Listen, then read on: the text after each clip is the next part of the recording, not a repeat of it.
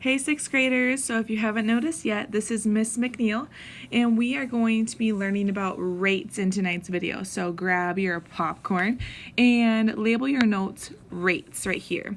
Your two learning targets are I can describe a rate and I can determine the unit rate of any given rate. Alright, so let's get started. So what do these have in common right here? So we have 32 miles per hour, 25 marbles in 6 minutes, and $54.50 for 5 chairs. We can see that there are different kinds of units in each. So we have one unit here, one here. So we have miles in hours, we have marbles in minutes, and dollars in chairs. So these right here are what we call rates. So a rate is a ratio that compares two quantities with different kinds of units. Okay, so that is something that you should be writing into your notebooks right now. Keyword right there is different, okay? These are different things that we're comparing, different units. So miles and hours, or beats and minutes down here, okay? And then the other term that we are going to learn as well is called unit rate. So a unit rate is when a rate is simplified so that it has a denominator of 1. So see here we have 80 beats per 1 minute.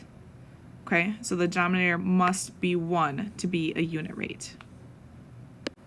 Okay, so please get these into your notebooks. You can pause it if you need to and then move on with me when you are ready. Alright, so when we are finding the unit rate, we have to look at our steps. So right here, you should be writing these down in your notebook. So your steps are finding unit rate. 1, write the information as a fraction. 2, simplify by dividing both the numerator and denominator by the denominator. And 3, compare if necessary. So if you're looking right here where I put the arrow, so this is a chart that's going to help us tremendously when we are finding unit rates, okay? So we can always refer back to that. So we are going to move on right here, right away, and try a problem together. So Desiree earns $280 in 40 hours. Find a rate that describes her pay per hour. And what is her hourly pay rate? So the first thing we're going to do, our first step, if we look at it, is write information as a fraction. So she earns $280 per 40 hours. Okay, so I wrote it as a fraction. Awesome. Step 2, simplify by dividing both the numerator and denominator by the denominator. So I'm going to set up here, I'm going to divide that by 40 and get 1.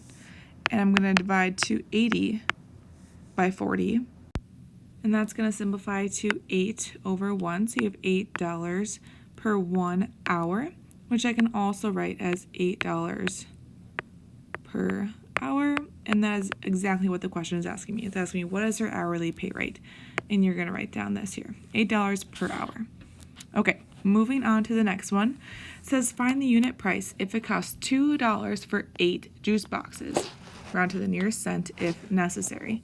Okay, so if I'm looking at this, they're asking for the unit price, so I'm going to put the price on top because that's what I want to find out. And it's asking about 8 juice boxes, so $2 for 8 juice boxes. So just like if I look up at step 2 again up here, I'm going to divide both the numerator and the denominator by the denominator, which is 8. So I'm going to divide by 8 here and divide by 8 here. So I have something over 1. So if I'm doing 2 divided by 8, I know that 2 divided by 8 as a fraction is the same thing as 1/4 as per to our last unit. So I know that 1/4 is 25 cents. Okay, and so then I can rewrite this as 25 cents for 1 juice box. Oh my goodness, it is so hard to write on this. Okay, I don't know how Miss Granner does it. So that is your answer for that one. Now, if I want to compare, so if you look at step 3, it says compare if necessary. So I could just look at, so if you look over here, let's see, if I do 2 over 8, it is the same thing as 0.25 over 1. So I could compare, they're the same thing, because if I go this way, all I have to do is multiply by 8 and multiply by 8. So that is a good way to check your work. Just making sure that your units are making sense. Alright, so now is a great time to pause the video and try these first few problems right here, okay? If you have not paused the video yet, you need to pause the video and try these problems. Please, please, please try. Otherwise, I'm going to move on right now and do them together. So we have $300 for 6 hours. So I know my first step is to write it as a fraction. So I have $300 over 6 hours. So what I have to do next is divide by the denominator to both the numerator and the denominator. And I get 1 hour down here. And up here, if I do 30 divided by 6, I know I have 5. So 300 divided by 6 must be 50. So it looks like if this is a job scenario, someone's getting $50 an hour. Holy cow, that's a lot of money.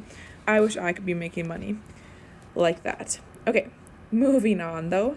So 220 miles on 8 gallons. So I have 220, first step, right as a fraction. That's miles.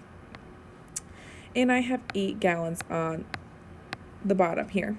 So I'm assuming this is some kind of scenario of driving a vehicle. So maybe you get 220 miles for every 8 gallons of gas you have. So I am going to do divide by 8, so dividing by the denominator. And I get a 1 gallon here. And I know that 22 divided by 8 is 3, so 220 divided by 8 must be 30. So this person is going 30 miles per gallon. That is awesome. If you get a car that goes 30 miles per gallon, it's got to be like a small car, because that's crazy. And I wish my car could have 30 miles per gallon. Okay, moving on. I know you all are super interested in my car and what it gets per gallon. So find the unit price if a 4-pack of mixed fruit sells for $2.12. So this is an estimation. So a 4-pack of mixed fruit sells for $2.12. So I know that if I divide a 4-pack into 2 packs, so I would do the same thing about 2. So in my head, I would say, well, if a 4-pack costs about $2, then a 2-pack must cost about $1, and then therefore a 1-pack must be about 50 cents or so, maybe some change. Okay, so if you see that I did there, I just divided by 2 here, divided by 2 here, and I did the same thing down here. Okay, so if I was estimating this problem, I would put about 50 cents or maybe just over 50 cents, since we started with just over $2 there with $2.12. Okay? Okay, so moving on, compare using unit rates. The prices of 3 different bags of dog food are given in the table. Which size bag has the lowest price per pound? So A, the 40-pound bag, B, the 20-pound bag, C, the 8-pound bag, or D, you're saying that all of the prices are the same. So what we're going to do is write them as unit rates. So I'm going to write them over here. So $49 for 40 pounds. And that's my symbol for pounds if you didn't know. And then, so let's see, let's just do that one right away. So I know I have to divide by the denominator here, divide here. And I know that 40 divided by 40 is 1, because we're finding a unit rate. And then 49 divided by 40 is $1.23 rounded right here.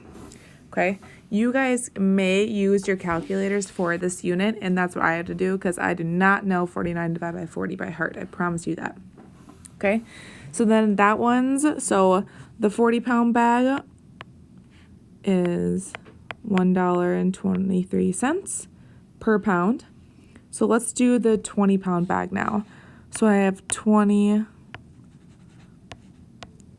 pounds here and $23.44. So I'm going to divide both them by 20. And I end up with my 1 down here. So that's my 1 pound.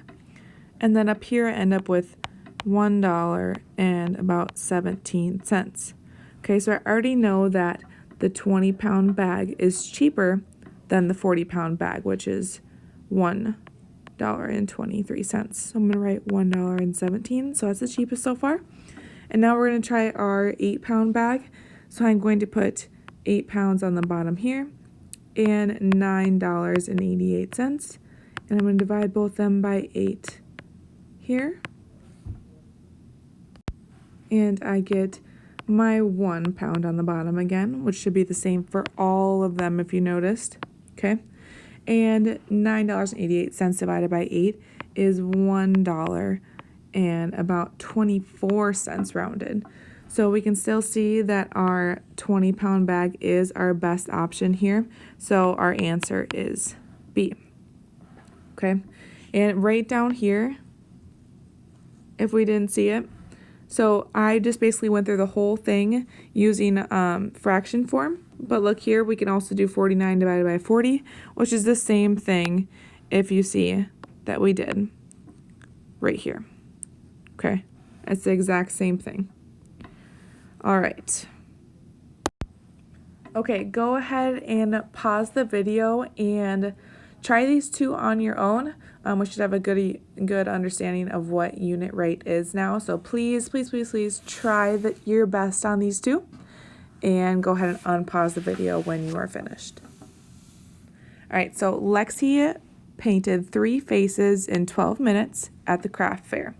At this rate, how many faces can she paint in 40 minutes? So if she had painted 3 faces in 12 minutes, we want to see how many faces she could paint in 40 minutes. So 3 faces in 12 minutes. We are going to divide by the denominator. And we get our 1 minute here. And 3 faces divided by 12. Well, I know that 3 over 12 is the same thing as 1 over 4. And I know that is 0.25. So basically she could finish 1/4 of a face in 1 minute. So how many faces altogether could she do in 40 minutes? So I'm going to now multiply by 40 because that's how many minutes we want to find right here. Okay? And so what I do to my denominator, I have to do up here to my numerator. So I have 1 minute times 40, which is 40 minutes, which is what we want. And 0.25 times 40 is 10. So Lexi can paint 10 faces in 40 minutes. All right, so moving on to the next one. If you had a hard time with the first one, try redoing the second one on your own before playing the video again. So go ahead and pause that. All right, so Sherry ran 4 miles in 20 minutes. At this rate, how long will it take her to run 10 miles? Okay, so we want to find 10 miles, so that's going to be our rate. So we're going to have our 4 miles down here and 20 minutes up here. See the difference of minutes here, and miles doesn't have the N. Just to clarify. All right, so we are going to find the unit rate. So for 1 mile, so it's going to be 20 divided by 4 up here, and 20 divided by 4 is 5. So she can run 5 minutes in 1 mile. Like, that is a really, really fast mile. Holy cow, great job, Sherry. I could probably take about 10 minutes to run a mile. But that doesn't matter, I guess, because we're not talking about me. We're talking about Sherry. Anyways, so I am going to find 10 miles. So I need to multiply the bottom, and I'm going to have 10 miles here. And I know that 5 times 10 is 50. So it is going to take Sherry 50 minutes to run 10 miles. Sherry is super fast, and that's only if she stays at that rate. So it asks if at that rate. Okay, so she ran 50 minutes in 10 miles. Wow. All right, so I hope we all have a good understanding of rates. Tomorrow in class, we are going to review them, and we are going to check your notes. So be sure to have this detailed. If you forgot to write down the steps, maybe go back and write those down because we'll be checking for those tomorrow. Otherwise, enjoy the rest of your night and we'll see you tomorrow.